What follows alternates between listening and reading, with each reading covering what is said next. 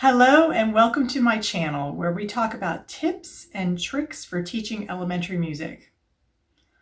Okay, let's get started.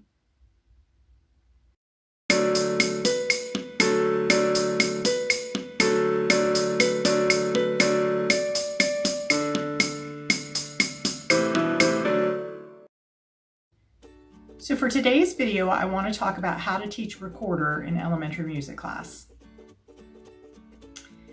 I have not taught recorder since March of 2020. So it's been a couple of years for me, and I want to remind myself of how to teach recorder as much as I want to pass on this information to anybody out there that is either a first-time teacher and wants to know how to teach it, or somebody who it's been a while like me and wants to kind of refresh the ideas of how to teach recorder. Okay, so here we go. Okay, I am not advocating for a particular style of recorder or name brand of a recorder. This is the one I happen to have. It's the one that my district buys for us to have for our students. And in my district, we teach 3rd and 4th grade recorders.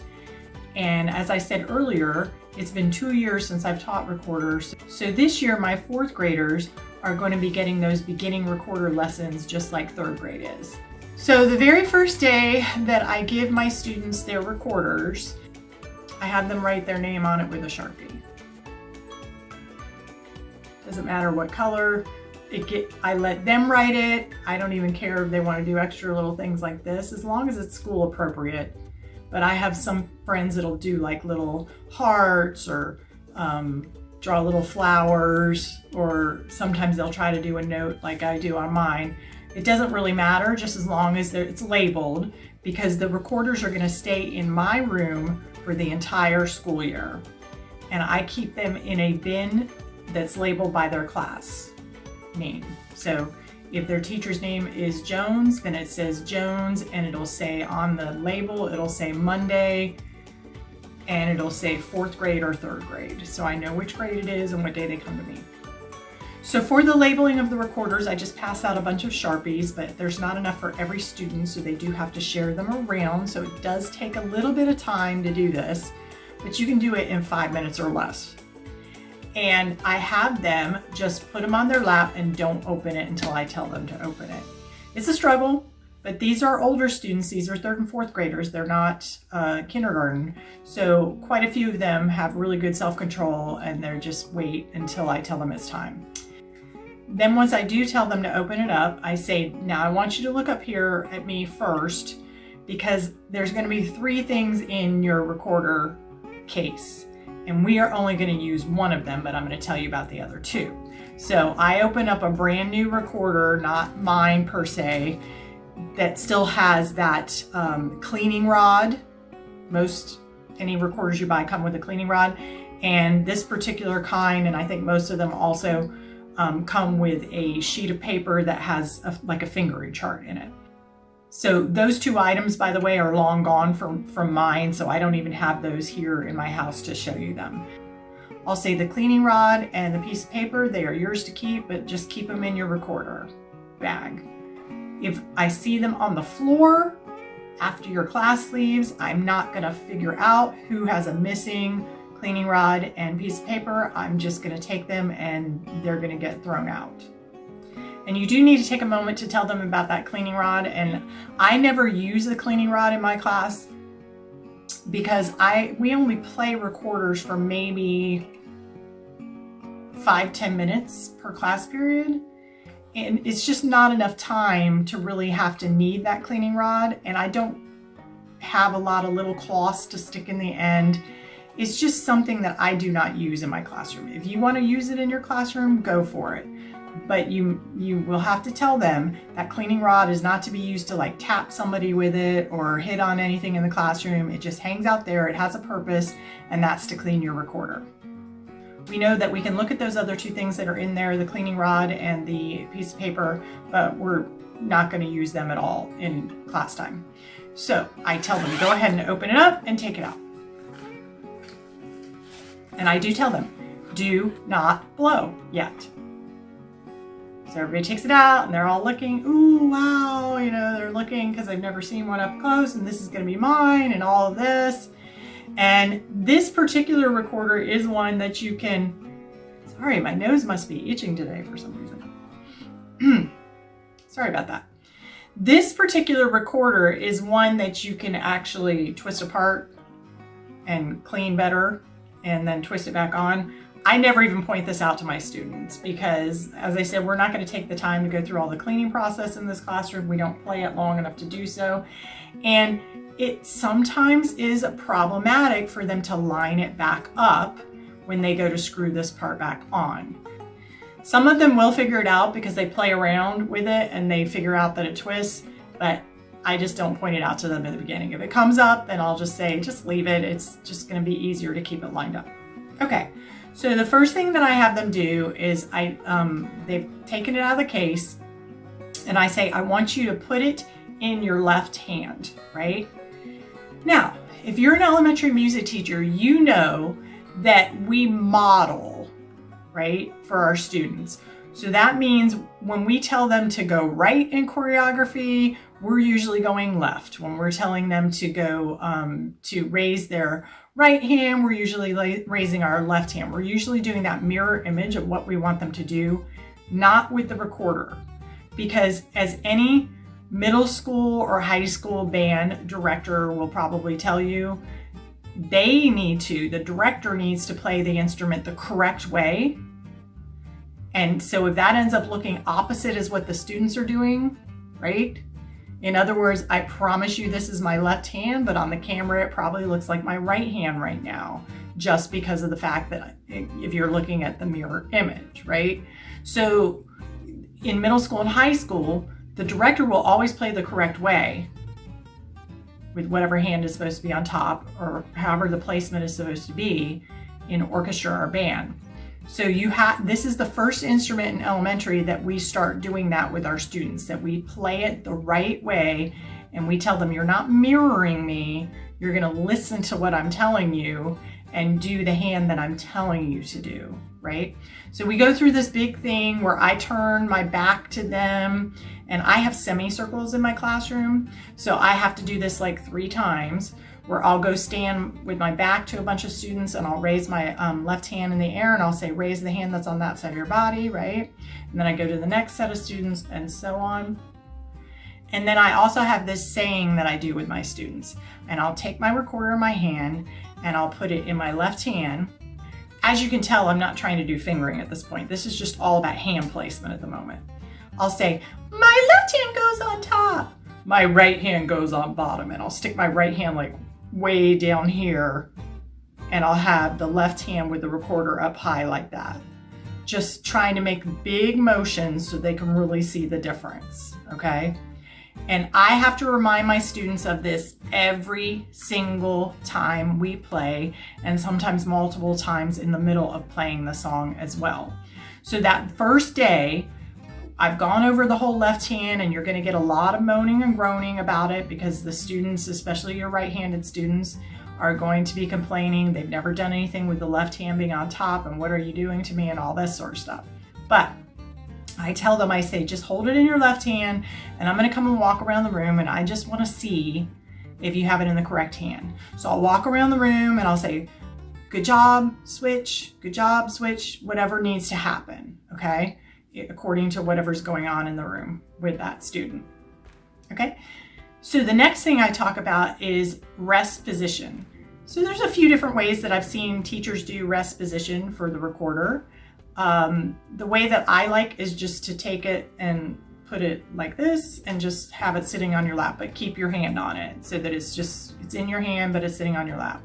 It can be with an underhand, I don't really care, or it can be overhanded, but just sit it flat on your lap. I've also seen teachers that have had students sit it on top of their leg like that, where it's up and the left hand's on top like that. And then I've seen other teachers that have had the students rest it on their chin. So it's just a personal preference for me to have them do this or this, but whatever works for you, just make sure you have a rest position. It could be here if this is where you do like your sticks or maracas. Just make sure you have a rest position. Okay, so I've told them all about this. left hand on top. This is rest position. Now I want everybody to put your recorder in rest position and just put your right hand on it and hold on to it so it's not going anywhere. And I want you to lift your left hand up and I want you to make a pinch. Because the very first note you're going to teach in recorder is B. As a matter of fact, you are going to be hanging out in B, A, G for almost the entire year of 3rd grade. That's what I do, beginning recorder, B, A, G, and we do not learn A and G right away. It's a progression, but B, A, G, and I think by the last, what was it? I think it was the last month or so that I introduced high C, okay? So for 4th grade, if the idea is that your students are playing in 3rd and 4th grade, then in 4th grade, they should already know B, A, G, and if they've had me, high C. So I'll review that for the first month, maybe, get that in there, and then start progressing on after that. And I'll talk about the progression that I do a little bit later in the video, just so that if you want to know a way to progress them that I have found that works, that you could try that if you wanted to for no progression. Okay, so I'll say make that pinch, and so they make the pinch, and then I tell them, okay, pick that recorder up and put the thumb at the thumb hole and the pointer finger at the top hole right there. And I'll go around the room, make sure everybody's got the right holes covered, that they've got these fingers pulled back so that we're not covering any other holes.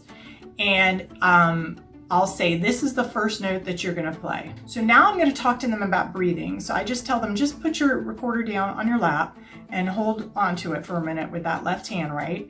And I say, stick your other finger up in the air from your right hand. And put it about this far away from your face, right? And I kind of do this so everybody can kind of see. And I say, this is 1 candle on 1 cupcake that you're gonna blow out. Are you gonna blow super hard? No, it's not gonna blow super hard. You only need a little bit of breath. All the students are kind of chiming in on that. So then I say, go ahead and blow that candle out, right? So then they can feel how much air that they need to blow. And I say, you're not gonna go and blow as hard as you possibly can. And you're also not gonna go and blow just a really tiny little bit that you don't even feel it. So you gotta blow enough to blow out that 1 candle on 1 cupcake. So that kind of gets the breathing idea in their head. And then I will demonstrate. So I will say, okay, I'm gonna go back to that pinch. And for this part, because I'm just talking about breathing, I will do a legit pressing in all the way so that I'm playing a true B. And I will blow into the recorder like this. Right?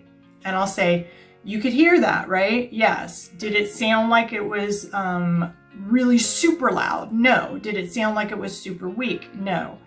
And then I'll demonstrate the other 2. I'm not going to blow the really loud one on this video. You guys are adults that are watching this. You can figure out what that would sound like. But you can imagine when I do the really loud one that the students are like, oh, right? And then I'll do a really weak one like this. And you can tell how it just kind of is fading out. It's even changing pitch a little bit. And I did not change my fingering at all. It is still a really firm placement. So let's just recap. So we've written our name on our case. We talked about what was in the case. We took it out. We figured out left hand goes on top. We've found our pinch. We've done our little breathing practice where we know we're only supposed to blow enough to blow out 1 candle on 1 cupcake. And now we need to learn what part of this goes into our mouth. So I know that this is not attractive. I've got my lipstick line here. But I have it there and leave it there for a reason. It's a really good demonstration of exactly how much of the top part of the recorder is going to go into your mouth, okay? If you don't wear lipstick, if you don't like this idea, no problem. Maybe put a little piece of colorful tape there. Just some way that visually the kids can see okay, that's how much I'm supposed to put into my mouth, okay? So I tell them, go ahead and put it into your mouth. Make sure you have your pinch, and let's blow for 4 beats. Remember, you are only going to blow enough to blow 1 candle out on 1 cupcake. And I will go 1, 2, ready, go. We're not trying to do 4 quarter notes. It's just really a whole note that we're doing. And it doesn't have to be 4. It can be whatever count you want to do. And you will get your overblowers, and you will get your underblowers, and you will also get your people that are not playing B, okay? So we'll talk about the breathing one more time, and I'll say, okay, so let's try it again. Remember, 1 candle on 1 cupcake. So we'll do that again. And usually the overblowing has stopped at this point because they heard it once. Either they did it or the person next to them did it, and they want to get it right. They want to make it sound better, because up to this point, they think in their mind, I can make mine sound exactly like the teacher's on the very first day.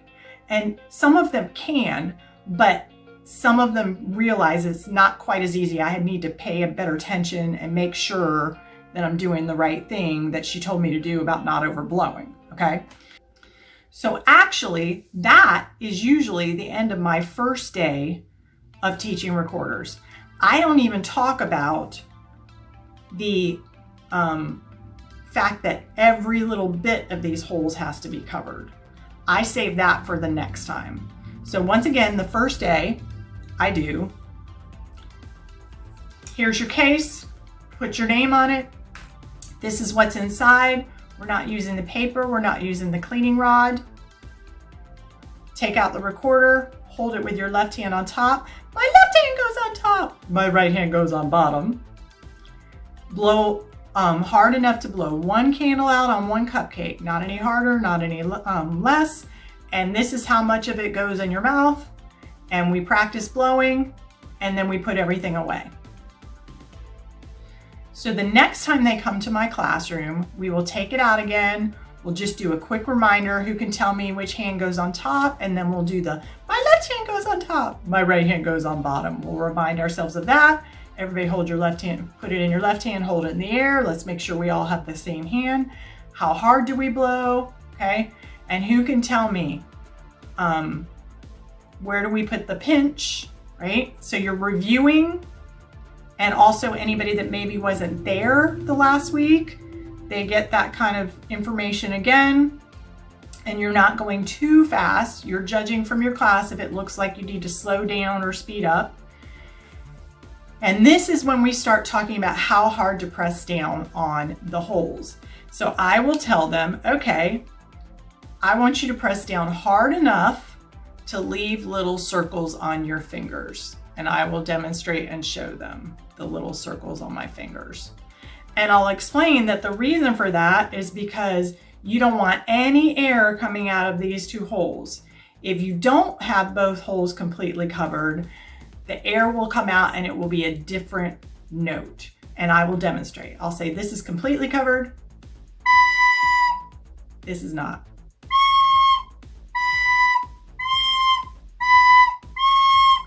And I'll say, yeah, you might think that sounds really fun, but it's not going to match what everybody else is doing in the classroom. So let's remember to completely cover all the holes until you have little rings on your fingers. So then I will take some rhythm patterns, just basic quarter, quarter, eighth, eighth, quarter, half note, quarter, quarter, whatever, nothing super complicated. And I will have them play through the rhythm patterns just on a B.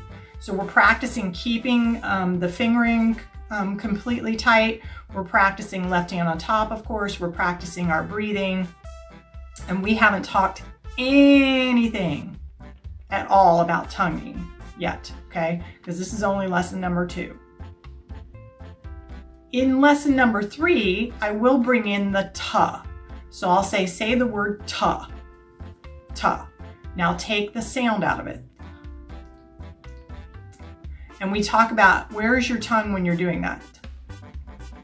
and they're like, okay, it's on the top of my mouth, I can feel it up there. I say, do that when you're playing, and I will put a rhythm up there. Let's say it's 4 quarter notes, and I will play it with the ta and without the ta. Let me do without the ta first. I was kind of just stopping my air a little bit in order to make that happen, or with the ta. So you can hear that it just gives it a little bit more of an articulation there. So then we will play some more rhythm reading, where we will definitely make sure that we have some 8th notes in there and work on that ta, getting that in there. And we're doing all of this on B, and I'm reminding them left hand on top, and I'm reminding them completely closing those holes up, and I'm reminding them about their breathing, and I'm reminding them about their ta. So these are like the first 3 lessons. So I haven't even gotten to anything where I'm actually having them play a song. There are many songs out there for recorder.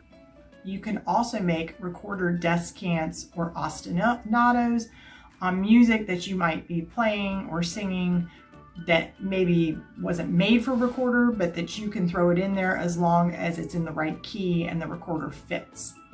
Let's talk about the order to teach notes on the recorder. So I always start out with B. I think that's pretty universal, that everybody starts out with that one. And I start teaching recorder at the end of September. So about the end of October, November timeframe, somewhere in there, I'm bringing A in, maybe a little bit earlier if I feel like the class really is getting their tonguing down and really doing a good job of maintaining that B, not losing that sound there, and the breathing's good, I might bring A in earlier, but about end of October, November-ish or something like that. And then G, I don't know, December, January, somewhere in there. It's been 2 years since I taught it. I would have to look back at my lesson plans. It might be earlier than that, it might be later than that, but that's kind of where my thinking is probably there. Then, like I said, for 3rd grade, I teach them high C at the end of 3rd grade, right about late April, early May, and high C is this one right here, thumb hole, 2nd hole. And then after high C is D. Oh, I forgot to tell you where to put the right hand. So the right hand just hangs off to the side like a little claw, and you just have to really remind your students not to cover any of the other holes, okay? So while they're doing B, A, G, I am not really concerned about where that right hand is, if it's not perfectly here, if it's down here, if it's a little further up. As long as they're not doing this and covering other holes. So this is the order of the notes that I teach the students. B, A, G, high C, high D, then the next new note we learn is E,